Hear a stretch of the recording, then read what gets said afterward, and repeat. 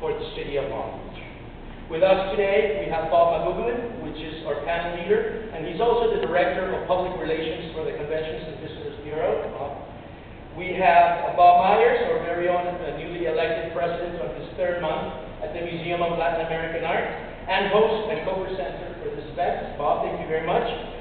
Crystal Leaders from Chroma Glass Designs, and also responsible for First Fridays in Bixby Knolls, and Ryan Smoller, University by the Sea, and one of this event's partners now, and recently with a very successful event that just completed.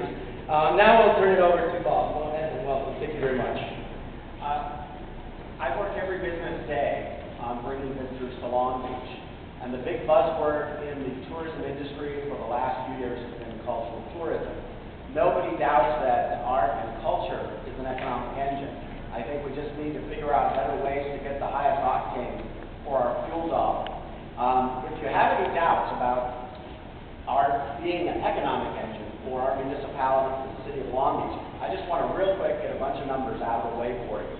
Nationally, the nonprofit arts and culture industry in the United States generates $166 billion in economic impact each year.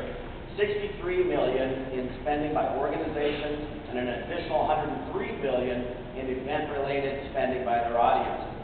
It creates 5.7 million full-time equivalent jobs. It's $104.2 million are spent in household income. $7.9 billion is brought in for local government tax revenues. $9.1 billion in state government tax revenues, and $12.6 billion in federal income.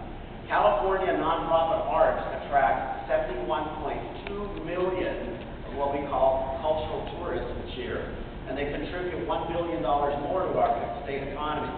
California nonprofit arts generate nearly $300 million in tax revenue in California, and there are more arts-related businesses in California, that's 89,790 of them that they know about, than in any other state in the United States.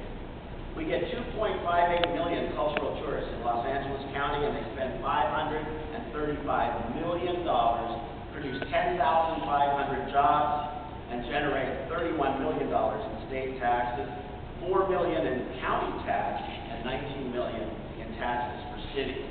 Here in Long Beach alone, the 13 largest cultural organizations produce audiences of over produce over $33 million in economic impact, and that was in the year 2003. We're in the process of getting an updated number for the past couple of years. The number of full-time equivalent jobs that are generated by Long Beach's 13 large budget arts organizations is over 1,000. So there's little doubt that art is an economic engine. The people that are here with me on this panel are three very important people who have done something to create art as an economic engine as well as its more aesthetic components. What I'd like to do is to ask each of the people, and I'm going to ask Bob here from Molaa first. Each of you are responsible for either a major art institution, an arts-related business, or an art and cultural event, each of which have all had some major success.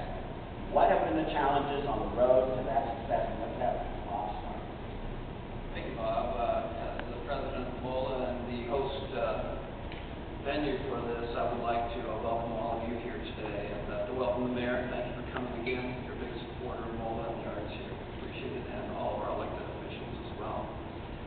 Just a little about Molaa to begin with. Museum of Latin American Art began about 10 years ago here in the West Village section of Long Beach.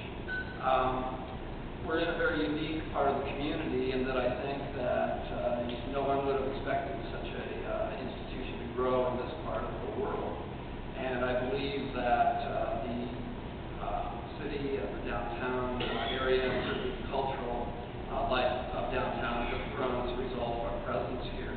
And it's kind of grown out to us.